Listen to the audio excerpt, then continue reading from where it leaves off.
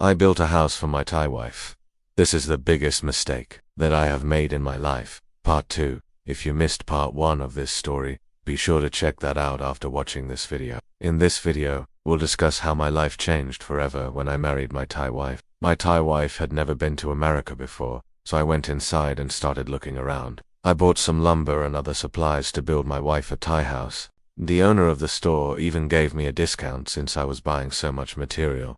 She came here when she married me. Everything was new to her, from the food to the language to the different way of doing things. She thought I was just building her a storage shed. She said that she needed the money to help her family and friends, and that I should have known that she was going to sell the house. I was so upset with my wife that I didn't even care about the fact that she was pregnant. I just couldn't get over the fact that she had sold the house without asking me first. I was so angry that she sold the house without asking me first. At first I was happy for her, and I wanted to be a good father. But then I started thinking about how my wife had treated me, and I became angry again. I didn't want a baby. I didn't want a wife. They both looked at me angrily. Her mother started yelling at me and told me that I wasn't welcome there. I tried to explain to her that I just wanted to talk to my wife, but she wouldn't let me. She kept yelling at me and telling me to leave. I looked up and saw a beautiful woman standing in front of me. She had long, flowing hair and kind eyes. "I'm not okay," I said.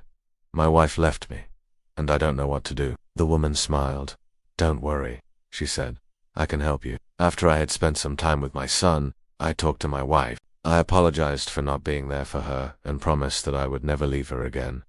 She forgave me and we hugged. I didn't want anything to do with her or our son, so I moved out and started living with my friends. We went to counseling and did everything that the counselor told us to do. Today, my wife and I are happy again. We love each other more than ever, and we're grateful for the second chance that we were given. Our son is also a happy and healthy child, and we couldn't ask for anything more. Then she turned to me and said, "What do you want?" I told her that I wanted to apologize for not being there for her and our son. I also told her that I was sorry for selling the house without asking her first. I thought that she would be happy to hear that, but instead she started laughing. "You're welcome," she said. "I'm your fairy godmother, and I'm here to help you get your wife back. Would you like that?" She laughed at me and told me that it was too late. The fairy godmother waved her magic wand and poof, I was in my backyard. I ran to my front door and knocked on it. My wife opened the door, and when she saw me, her eyes widened in surprise. "What are you doing here?" she asked.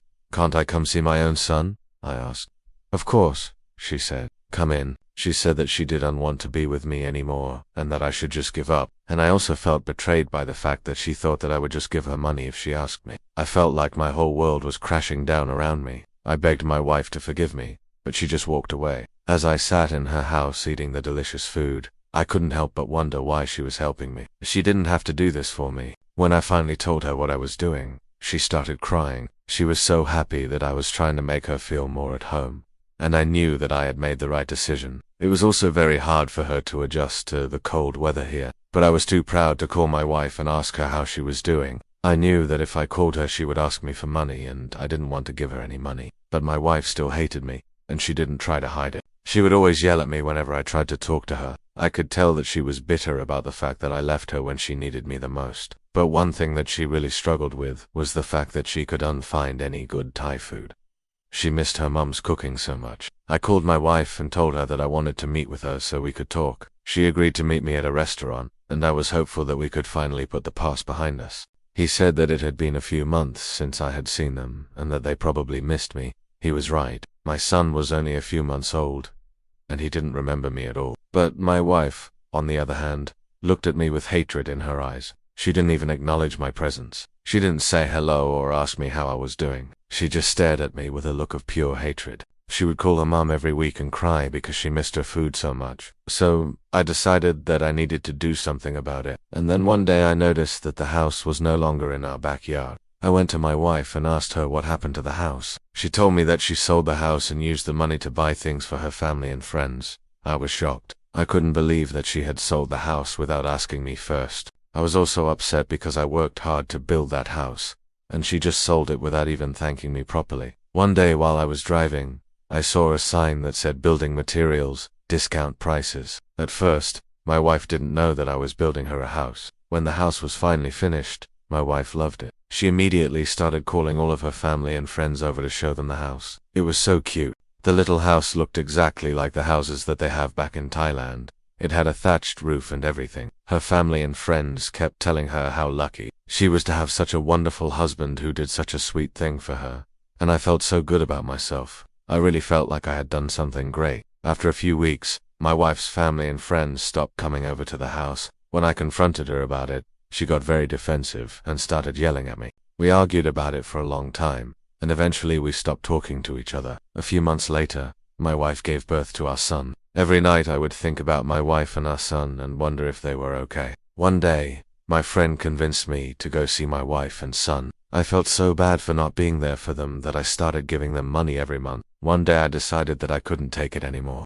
When I arrived at the restaurant, my wife and her mother were already sitting at the table. My wife finally spoke up and told her mother to shut up.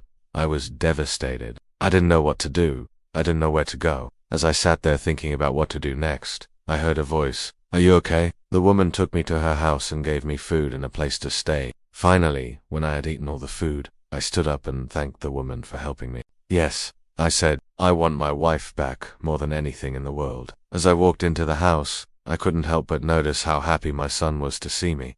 It made me feel so much better. After that, my wife and I started working on our marriage. Thank you for watching, and please don't forget to subscribe. See you in the next video.